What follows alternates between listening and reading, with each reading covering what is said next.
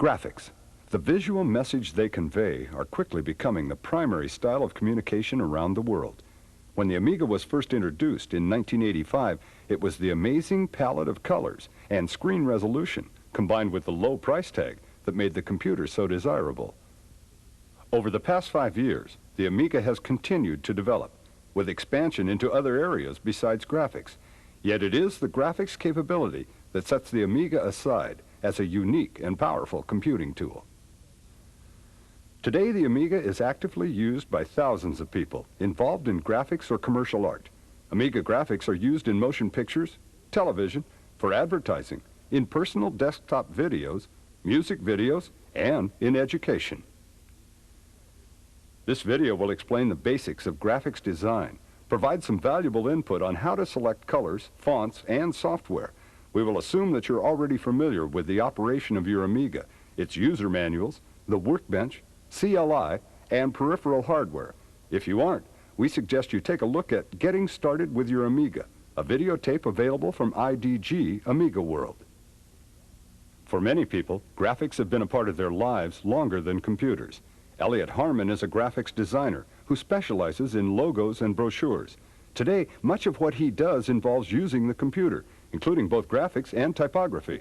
He's been an active computer user for the past several years, but he values his graphics background. As far as graphics in the computer goes, I think first you need a foundation in how to use a computer, the technical aspect of it.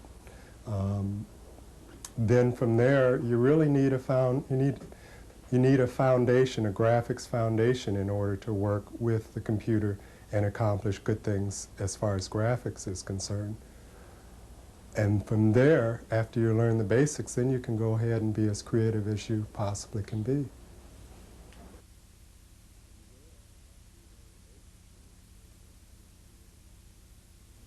A computer image is visible to the eye via a computer monitor. These monitors rely on their screen resolution to reproduce the image faithfully. This means that the quality of the picture depends to a certain degree on the level of resolution. Resolution is a combination of vertical and horizontal dots, or pixels, on the display. The Amiga is able to reproduce a variety of screen resolutions. The Amiga supports low, medium, interlace, and high resolution modes. In low resolution, the Amiga has 320 pixels horizontally and 200 pixels vertically. In low resolution mode, if you draw a line diagonally, you'll easily see the low level of resolution. The line will not be straight, but will look jagged. Some people refer to this resolution problem as the jaggies or stair-stepping, since the line appears to be like a series of stairs. Other resolutions include medium resolution, 640 by 200, interlace resolution, 320 by 400, and high resolution, 640 by 400. Drawing a line diagonally while in the high resolution mode will produce quite different results. The line will appear to be almost straight. Resolution is important, and then again, it's not important. It's important if you have to really fine-tune some items, and you have to see every bit of detail. But the computer can be used in many different ways. It can be used as a finish tool where you produce a very finished item, or it can be used as a rough drafting tool where you produce only a concept, and then the viewer has to have a certain amount of imagination as to crispness and how the final product will look.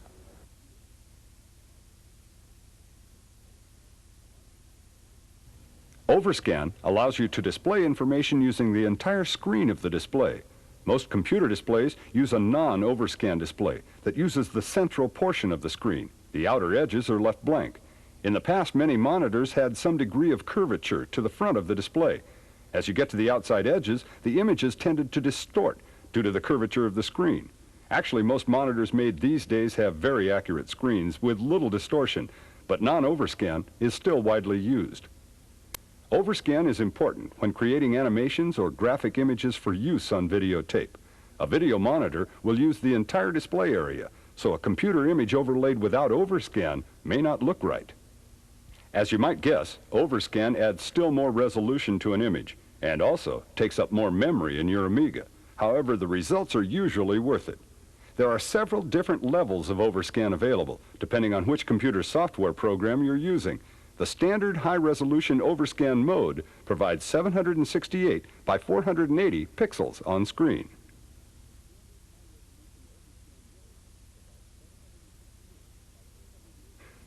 The level of resolution also affects the palette and the number of available colors you may use when creating an image. For example, in low-resolution mode, you may use up to 64 colors, while in high-resolution mode, you will typically be limited to 16 colors. The colors you use will have a tremendous effect on the final image you reproduce. In low-resolution modes, you'll be able to use more blending of colors and shading. As a result, your image may appear as though it has a higher screen resolution than it actually does. We'll discuss how to select a resolution mode later on.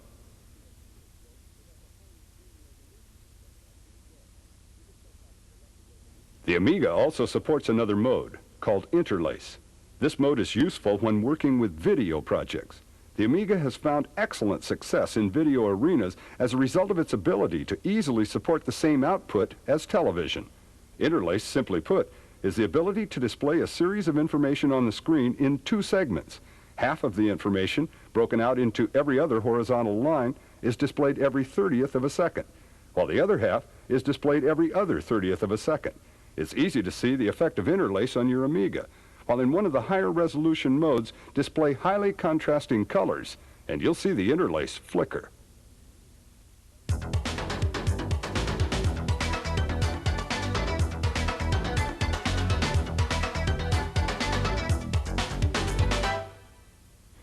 The Amiga is a versatile and powerful graphics system with a large variety of software and hardware tools available to make the task of graphics generation flexible and challenging.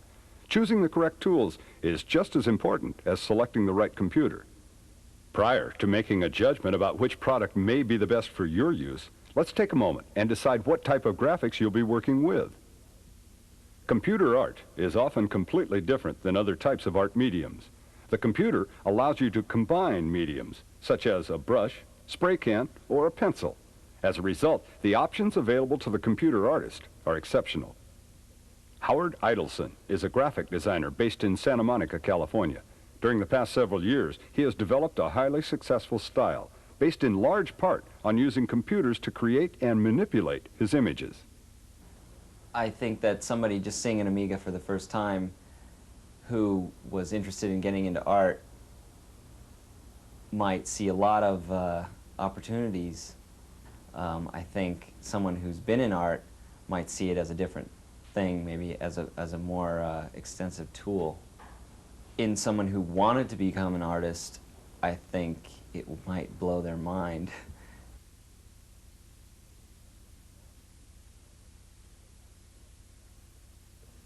The first step to master, regardless of which program you use, is the mouse.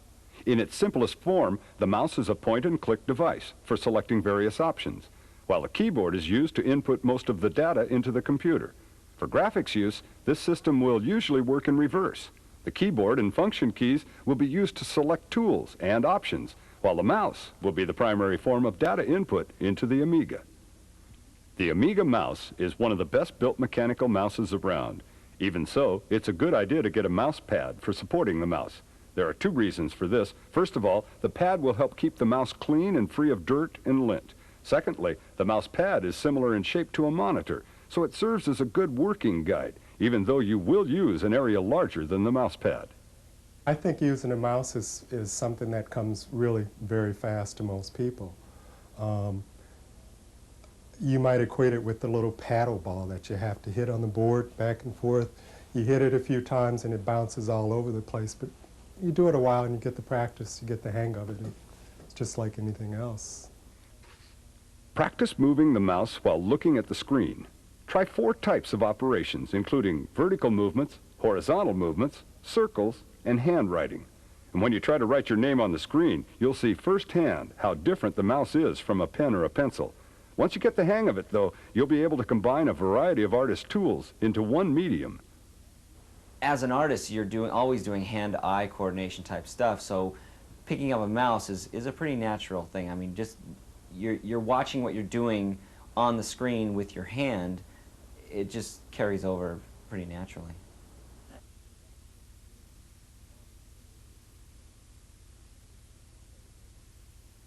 The computer monitor is a viewing device for your work. Usually, you'll display your finished work using either the monitor, videotape, or some form of printed output, like a printer or plotter. When creating an image, the monitor is more than just canvas. It becomes as much a tool as any artist's brush. You can create art that is larger than the screen, zoom into or away from the work you're creating, and adjust the overall display to suit your personal taste.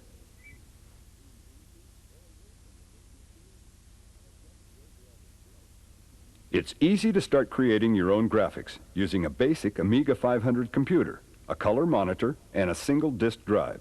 If you're planning on studying the art of graphics seriously, then you should consider some hardware options as well. The most important items to have on hand include an external floppy drive and at least 1 megabyte of memory. It's important to note that the more memory you have, the better off you'll be when creating graphics and animations. Most professional graphic artists use between 5 and 8 megabytes of RAM. A hard disk is another excellent option to consider. With a hard disk, you can access a number of programs and data without constantly changing disks.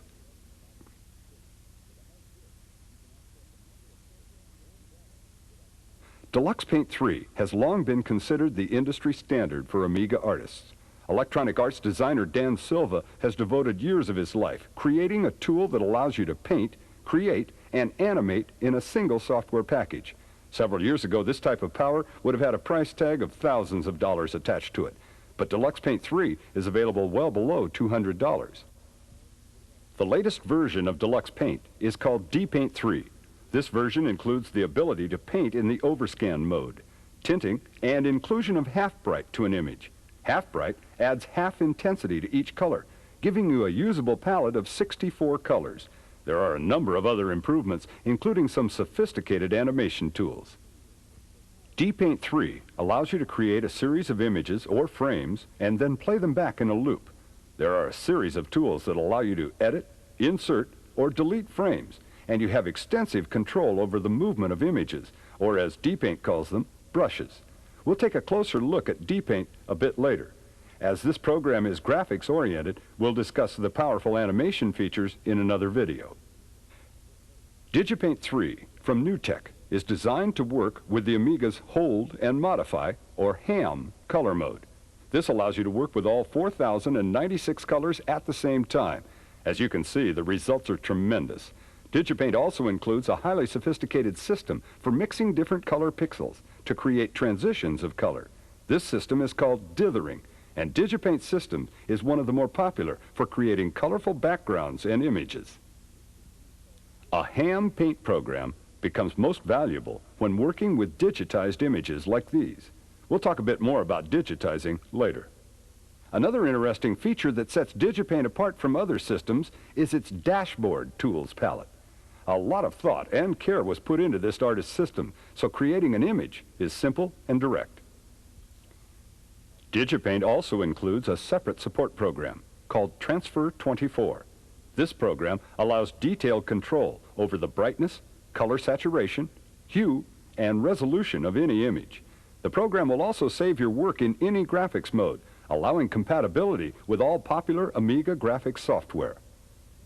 There are also a number of other paint programs available, including Chroma Paint, Photon Paint, Express Paint, Aegis Images, and MyPaint.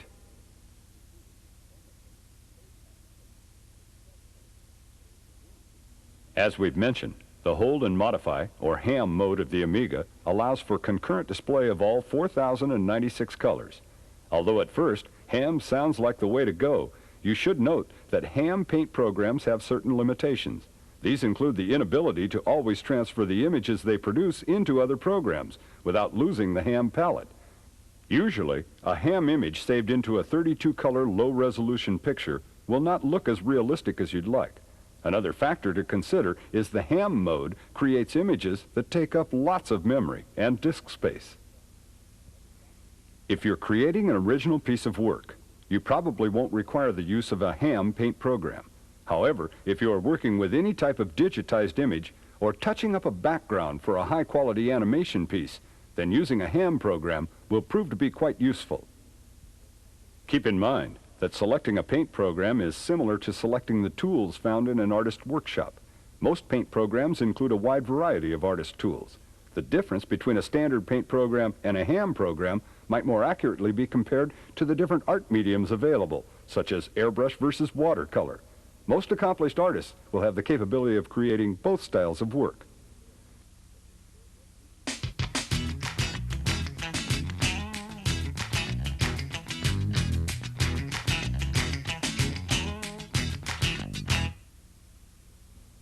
For this section on creating an image, we'll use Deluxe Paint 3 from Electronic Arts. This product has continued to evolve with the Amiga and is considered the standard paint program for artists and graphics use. Please note that many of the operations we will introduce you to are similar to those found in other paint programs. So if you're interested in using a program other than Deluxe Paint 3, this section will still prove valuable to you. Make sure the computer is turned on and your monitor is adjusted. Prior to using the program, make sure you've created backup copies of your master disks. Refer to your user guide for instructions on making backups. Insert the DPaint 3 disk into the DF0 disk drive and a blank formatted disk into the DF1 disk drive. The workbench will load and you'll see the DPaint 3 icon on the desktop. Double-click the left button of the mouse on the icon and the program will load. The first requester you will see asks you to select a screen resolution, color palette, and a few other options. Since this is the first time the program is being used, let's select low res, 32 colors, and leave the other options, including overscan, alone. The next screen you see is the Deluxe Paint screen. This screen includes a title bar, a toolbox, color palette, and a painting area called the page. The page is usually the same size as the window, but can be increased to be much larger. The title bar will report information to you as you're using DPaint, including which brush you're using, which mode you're in, and the coordinates of the mouse on the page. Deluxe Paint has a series of menus like most other Amiga programs. Position the mouse over the title bar and depress the right mouse button. The menus will appear. Position the mouse over any of the menu titles and the menu will open. Releasing the mouse button over any of the options or sub-options will select that option for use.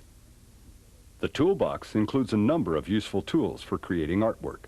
Moving from top to bottom, there are a number of built-in brushes similar to the brushes you would use when painting with oils or watercolors, continuous freehand or dotted freehand painting tools, lines including straight and curved, a fill tool for adding a color or range of colors to an enclosed area, an airbrush, a number of object shapes including circles, rectangles, ellipses, and polygons. Note that the objects can be selected either as filled or unfilled objects. You can also select a screen brush or work with text, which we'll do in a few moments. If you're working with commercial art or creating a double-sided object, you may want to use a grid or select the symmetry tool. For detail work, you can magnify or zoom out from your art. Finally, you can undo your last painting action or clear the entire screen. Below the toolbox, you'll see a dot. This represents the currently selected foreground color. The area behind the dot is the currently selected background color. Underneath the selected colors is the palette. The number of colors available will depend on the screen format selected. Refer to your user guide for further information on formats and color options. Okay, we've loaded the program and covered the basic working tools. Now, let's start painting.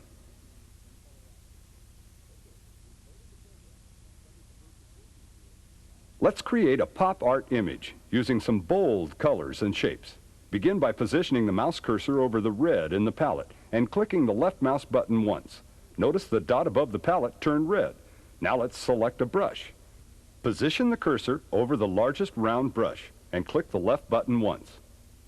Now move the cursor to the middle of the screen. Make a squiggly line like this by pressing the left mouse button and holding it for as long as you want to paint. Now move a little bit to the left and below the first squiggle and make another one.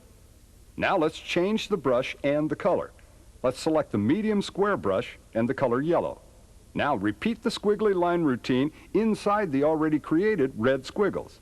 Notice the shape of the line and that it easily fits inside the larger red squiggles. Next, let's keep the same brush but grab a third color, in this case light blue, and create a few more squiggles. Okay, we've just created a colorful bunch of lines. Now let's do something with them. Select the Screen Brush tool. Notice a horizontal and vertical grid appear on the page. Position the lines to the left and above the squiggles that you've created, and while holding the left mouse button, drag the cursor to the right and below the squiggles so that you've made a rectangle around the art. When you release the mouse button, you'll see a duplicate of the lines you've made. This is a screen brush. You're now able to paint with this brush. Click the left mouse button a few times and you'll see the potential for using brushes. You'll also notice that suddenly your art appears more interesting. Before we move on to the next step, press the left mouse button down and drag the brush a bit like this. The result is really powerful. Let's click a few more times and move on to the next step. Select a square brush and the color gray. Now select the unfilled rectangle tool and create a frame around your art. Select dark blue and make a small filled rectangle. Let's select another color and make another filled rectangle. Now select the line tool and the color green. Create a line between the two rectangles. Okay, so green doesn't work all that great in this image. So let's get rid of the line. Click the left button over the undo button in the toolbox and the line disappears. Let's redo the line with the largest round brush in white. Better. Now let's add a few more lines. There are two ways to do this. First of all, you can draw as many lines as you wish. Another method is to use the symmetry tool. Select it and watch what happens. You'll see a series of points in a circular shape appear on the screen. And as you move the mouse, the points will move closer together or further apart. When you press the left mouse button, you'll be painting. Releasing the button will complete the image. Let's add some airbrush effects to the piece. Select the airbrush tool. Also, select the dotted brush and the color yellow. Now, press the left mouse button a few times and create some airbrush sections like this. We've talked a bit about palettes and combining colors, so let's add a few special effects before we complete our image. First of all, let's create a gradient-filled circle. A gradient fill is made up of a range of colors selected in the D-Paint palette menu. Okay, we'll select the Fill Type Requester by clicking on the Fill Circle tool. Select Vertical Fill. Now we'll add some dithering. Dithering controls the degree of color mixing for gradient fills. The more you slide the dithering gadget to the right, the more color mixing there'll be. For this fill, we'll use a range of grays from the palette. Notice the preview of the dithering selected below the gadget in the requester. You'll see a vertical and horizontal grid on the screen, and as you press the left mouse button, a dithered gradient circle will appear. Create several of these circles. Once you get the hang of gradient fills, you'll be able to use the effect for dimensioning and perspective. Refer to your user guide for more information on palette mixing. Look at that screen. You should already feel like a computer artist. Now let's blend some of the colors in the dithered circle. Using the pull-down menu, select Blend. Now select a medium round brush. Now carefully move the brush while painting with the left mouse button. You'll see the colors blend immediately. So, there's your first image. If you want to see it without the toolbox and title bar, press the F10 key on your keyboard. To get the toolbox and title bar back, press F10 again.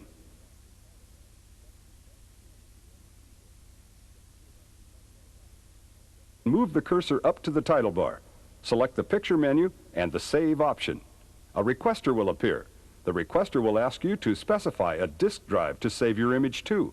Let's select DF1 by clicking the left mouse button while the cursor is positioned over the DF1 button. Now, click the mouse button once in the Edit field next to the word File. Type in First Image and select Save. You've done it. Created and saved your first piece of art.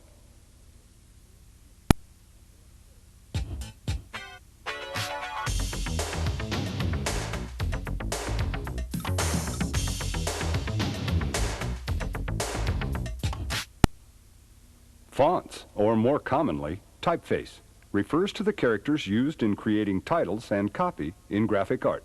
Type is a major element in design. Often the viewer will react to the typeface or font before considering the rest of the image. Fonts, to me, give whatever you're working on its personality. I mean, if it involves words, the font is that word's personality. Whatever you're trying to express, fun, seriousness, you know, tragedy, comedy. Type styles themselves can be a picture and can have a personality. A word can have its own personality, its own feeling. You can read the same word in two different fonts and get completely different ideas from that.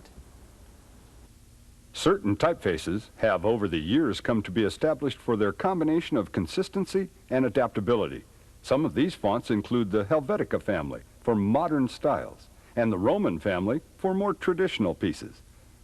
The Helvetica family is considered a sans serif font because there aren't any terminating strokes on the ends of each letter, as there are with Roman-style fonts. Take a look at the basic differences between the two.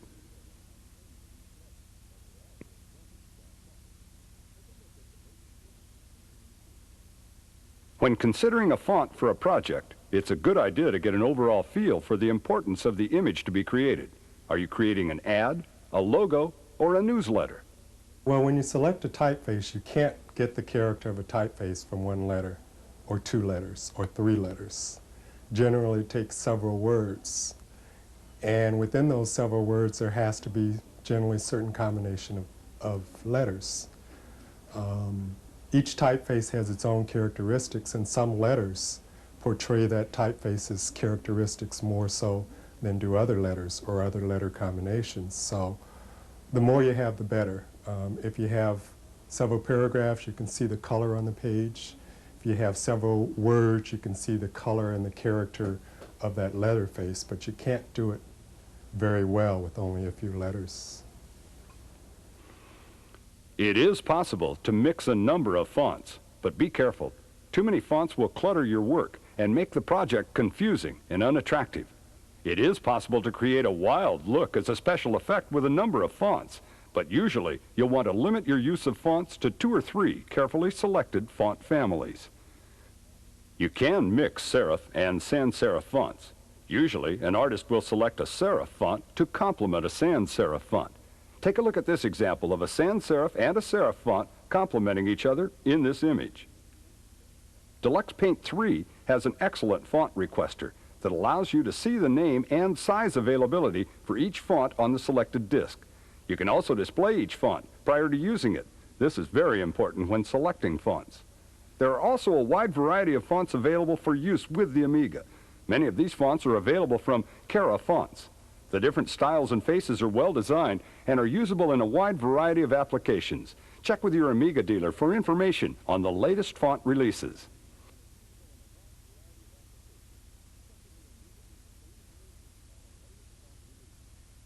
Often, the words you use to convey a message will have more impact on your audience than the graphics that accompany them. It's important to take time to make sure your text is easily understandable and conveys the proper message. When you want to select a typeface, one of the first things you have to think about is, what are you trying to portray in your artwork? And how are you trying to portray it? Do you want a classy effect? Do you want to shout? Do you want to whisper? Do you want to hit someone over the head? So all of those things help to get across the idea of whatever it is you're trying to create. There are a number of elements to successful titling using a personal computer. These elements include color, font family, style, composition, and clarity. Each component has an equal value to the final result. Therefore, it is possible to pick the right font, size, and layout and still ruin the final product by choosing the wrong color. The most important thing to remember when titling is to make sure the text is readable. Use clean fonts, and don't add special effects unless they play an important role in the final look of the image. One of the benefits of using a personal computer is the ease in which you can modify or experiment with fonts. Typefaces have evolved over the years, specifically as a result of their ability to communicate specific visual and emotional qualities. There are a number of established historical typefaces that are used to depict traditional settings. More modern typefaces often reflect the social climate and trends. Taking one of these typefaces and manipulating them further is a direct reflection of the evolution of style. As you begin creating titles, you will have a number of things to consider, including font style, color, size, and positioning. A simple titling package to use is TV Text from the Zuma Group. This package is perfect for getting titles up and running easily. Make your moves one step at a time, and you won't get overloaded. I think color is of negligible importance to type.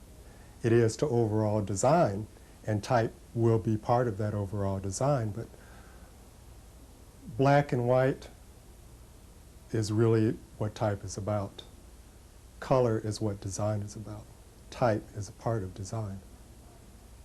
Aegis Video Titler is an excellent advanced font product that gives you a wide range of options when creating presentation or title screens. One of the product's benefits is the ability to quickly and easily manipulate the visual appearance of the typeface selected. It's easy to create drop shadows, glows, and other effects.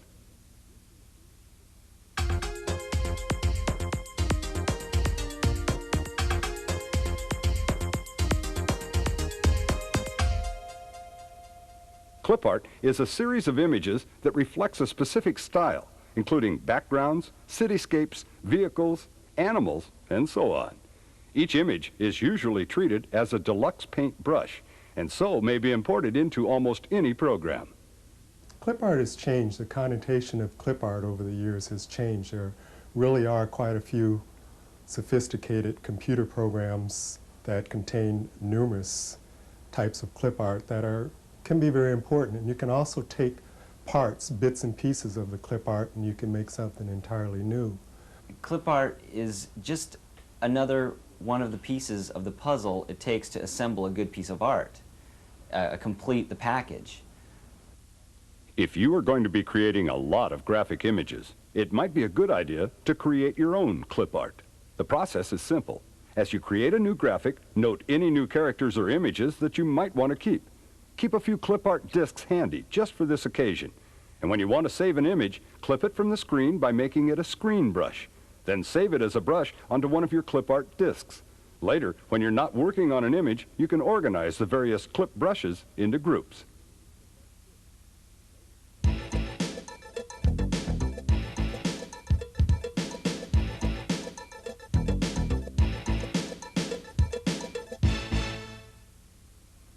Digitizing, or capture of images, is one of the most exciting capabilities for graphics production.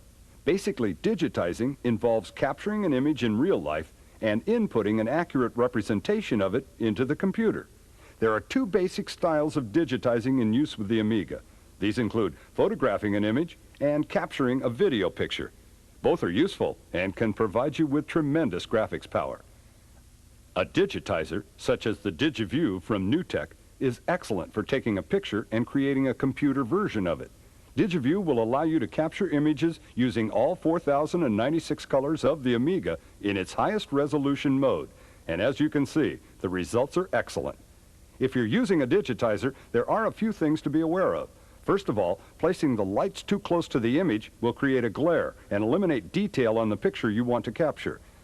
Try to position the lights high above the image so an even cast of light is produced. Also, don't use bulbs that create colored tints. Often a grow bulb is a good idea as it produces a smooth white light. You can get grow bulbs at any hardware store. Another solution is the use of neon bulbs. It's important not to bump or move the stand or camera while digitizing an image. If you do smack the stand by accident, review the results carefully and repeat the digitization process if necessary to ensure a quality image. The ability to digitize an image into a computer and play with fonts with it and different pieces of clip art enables you to instantly see how something is going to be created rather than doing constant overlays and running to the Xerox machine and assembling things mechanically, and it just kind of speeds up the whole process of putting together a piece of art.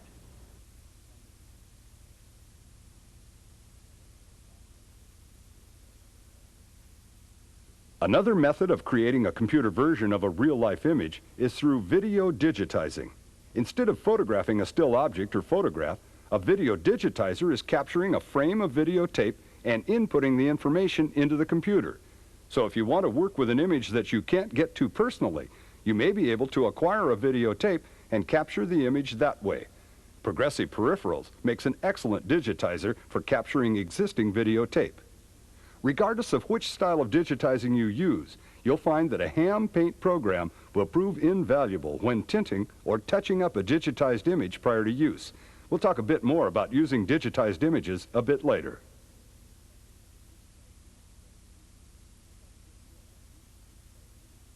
Along with viewing the results of your work on the screen of your monitor, there are other methods of communicating your graphic image.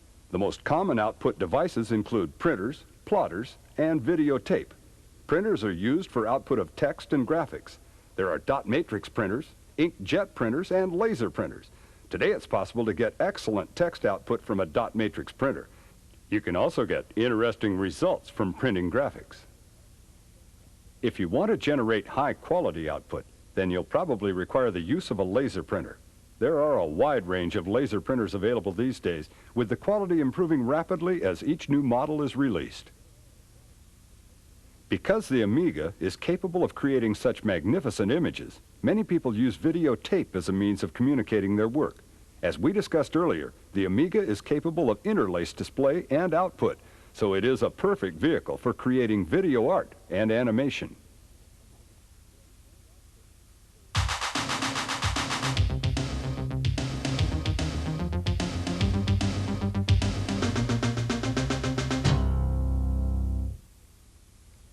The most important purpose for creating a graphic image is the message it will communicate.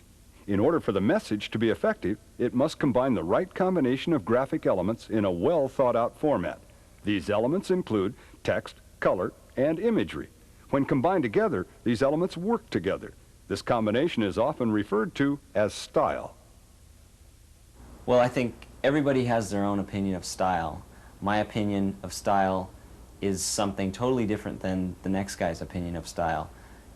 When an artist develops some repetition in his creativity, that constitutes style. I think you can communicate style with a single letter or a whole picture. I don't think it really matters as long as you're the one doing the creating and you have the style within you. In order to communicate effectively, it's important to look at some of the influential works of other artists that have proven successful over the years. Although there are no hard and fast rules about style, there are established conventions in combining elements in a deliberate manner to achieve a particular style, and in turn to communicate a graphic message to the viewer.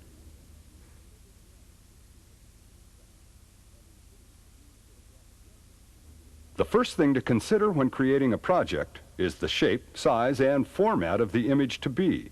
The shape will provide a theme for the image. The size will determine the impact the image has on its audience. The format relates to the style of the image, whether traditional or modern.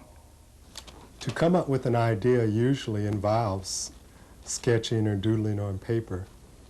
Or many times, just before I go to bed, I'll design something in my mind. I'll create the concept, I'll actually draw something in my mind, and then I'll come back to work the next day and I'll sketch it on paper. Almost always, I'll at least scribble out some roughs on a napkin, on the back of my hand, wherever, before I start putting ideas into the computer. I can't just sit down and start creating on the screen. I think everybody has their own different way of doing it, but this is the way that seems to work best for me. Colors reflect the mood of an image. The suggestive power of color has a tremendous amount of impact on the overall effectiveness of an image. Each color has a distinctive message and should be carefully reviewed prior to use. There are passive colors, such as peach, gray, and most pastel shades, aggressive colors, including red and yellow, and suggestive colors, including green and blue. Let's take a look at a screen and manipulate the image with a variety of single colors to further explain the value of color. This image is displaying a white center and a light blue pastel tint. The result is a delicate, soft look. By the way, the use of white does not constitute a second color. Free space is always white, like paper, and so white is considered for the most part a non-color. If we use a combination of dark colors, such as these shades of green, the image looks determined and authoritative. At the same time, it isn't too bold. It's important to note that these images all use a single color, a variety of tints or shades of that color, but just one color. Artists often refer to tints in percentages. You may wish to use a variety of patterns to further enhance the quality of an image. The use of black and white and one additional color is very important, and it does have its place. Many times a client does not have a budget that allows you to use 4 color, or even black and two additional colors. So the challenge is to make it look fresh and exciting. And actually, with one color, or one color in addition to black, you can use various screens and tints, and you can have an additional 6, 7 other colors by combining two screens of black, let's say a 20 black and a 20 red, or a solid black and a solid red, or a 20 black and a solid red. There are many ways you can expand the palette or the visual appearance of the palette by using screens and black and one additional color. These colors represent the shades you would get if mixing colored pigment, such as a painter might do. This is not the spectrum you would get if mixing colored light.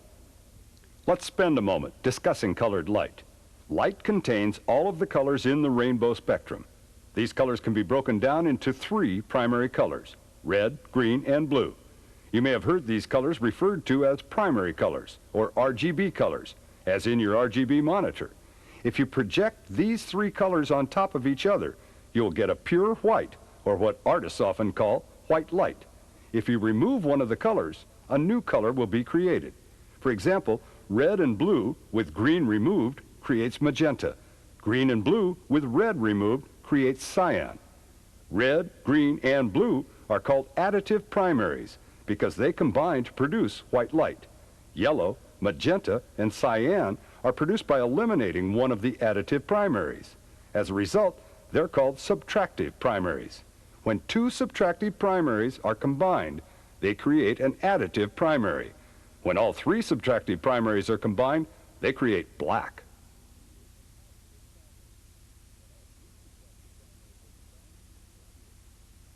In design, the use of color can represent a particular style or look, such as the time of year or a geographical location. When using computers, one of the primary values of using multiple colors is the effect on realism. A bunch of colors on the screen are, well, a bunch of colors. For example, take a look at this screen and note the palette. Now, take a look at the face of this famous leader and note the palette. As you can see, the palettes are the same, but the results are not. The right combination of colors can make the image look realistic. In order to give you a better idea about the different capabilities of color, we've created a color wheel that shows the range and effects of different colors. As we mentioned earlier, red is a bold, aggressive color, while soft tones such as light blue or light green are pleasing to the eye. You can use a chart like this to help you build a list of colors for specific types of work. And don't forget, once you've decided on a color, you can use a variety of tints from the basic color to achieve many different shades. When creating a graphic image, you may find that the best result for your own style is a range of colors for creating realistic images, combined with a restrictive use of color when using fonts or graphic representations. Color is also an effective method for creating a special effect. For example, if you want to promote quality, the use of gold or marble texture is highly effective.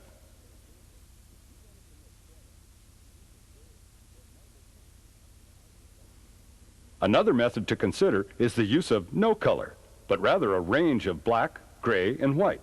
When working with digitized images, using black and white can produce a striking effect, such as this image grabbed from videotape. Black and white is very effective for recreating a past era. If you wanted to study the Civil War, you would find primarily black and white photos, ink sketches, and drawings. Black and white is also effective for use in illustration work. If you want to create a woodcut or pen and ink image, then black and white is an effective style to consider. I love black and white. I've said this before, but basically my career revolves around real estate and architecture. And there are things that you can see in black and white, you can see form and shape in black and white, to me much better than you can in color. Black and white has the ability to stimulate your imagination a little more rather than a piece that is bombarding you with a lot of colors. And then again, I mean, the colored piece has its own place too, but sometimes a black and white piece can cover that aspect a little better.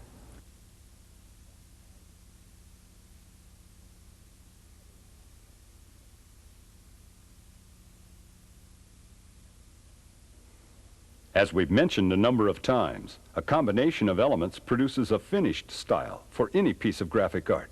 If you're working with original art, then understanding the basis of your ideas and knowing how to translate those ideas to the computer will be essential to producing an image that will please you.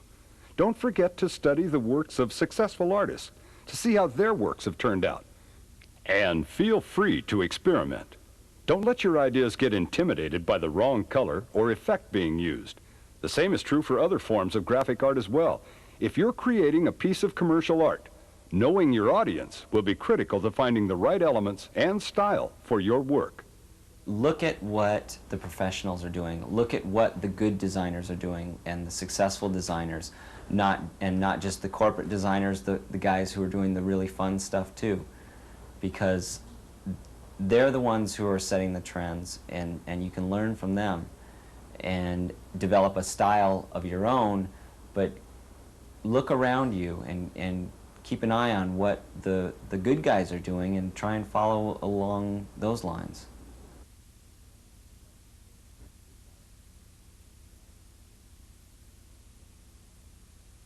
One of the common concerns about using a computer for graphics is the degree of resolution that should be used. Many people think that a computer-generated image will not have any professional quality unless there's a minimum level of resolution. Resolution is an element in creating an image. As we've discussed, colors have a dramatic effect on resolution. It's possible to create an image in low resolution that looks terrific because of the careful use of colors. Sometimes a computer look is desired, so having big pixels becomes an important part of the image. In any event, try not to focus too much on the resolution of the image and stick with the style values and the quality of your creativity. One area where resolution is very important is when using fonts. It is important to use care when generating typefaces. A poor resolution appearance on fonts does not look professional. And if you're working with low resolution and require the use of large fonts, then use care when selecting a typeface. Usually, you will have better results if you use a sans serif font, such as Helvetica.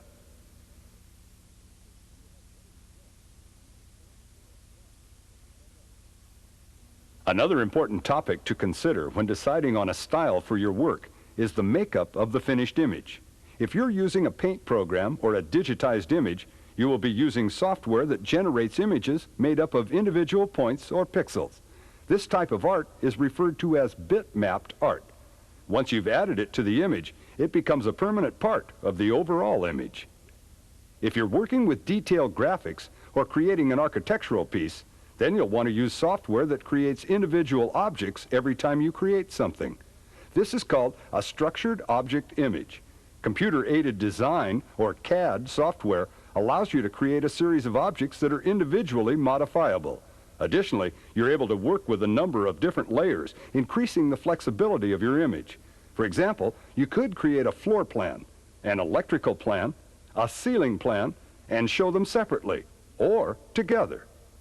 Graphic artists usually use programs that generate bitmapped images, while engineers and architects often use programs that generate structured objects. We'll discuss structured objects in more detail in another video.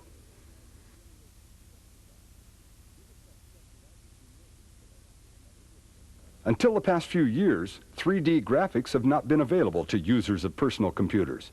The Amiga market has a wide variety of 3D software packages available now, with more in development all the time.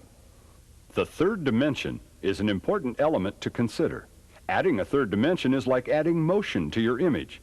True, there are many effective ways to add the effect of movement to a 2D image, but 3D, properly used, can make an image look alive. Joe Conti has been an active creator of 3D art. His Polar Arts company has specialized in working with motion picture and commercial art firms, assisting them with their set design and camera planning. Polar Arts has also created a series of 3D clip art discs designed for use in developing ray-traced images and animation. When you work in 3 dimensions, you must be concerned about the width, height, and depth of an object. Further, an experienced artist working with 3 dimensions will always think about the back of an image. This elevates the difficulty in creating 3D art significantly. There is one element in using 3D art that can be accomplished in a traditional 2D package. This is the use of perspective. As things move further away from you, they will get smaller. In addition to getting smaller, the left and right edges of the landscape will seem to merge in the center of the screen. This effect is called perspective. When creating a graphic image, it is important to consider the position the viewer will be in when looking at the art. When a graphic artist is creating this positioning, it's often called the POV, or point of view. When we look at some of the work Joe Conti is responsible for, you'll see there's always a tremendous amount of attention paid to the POV and perspective.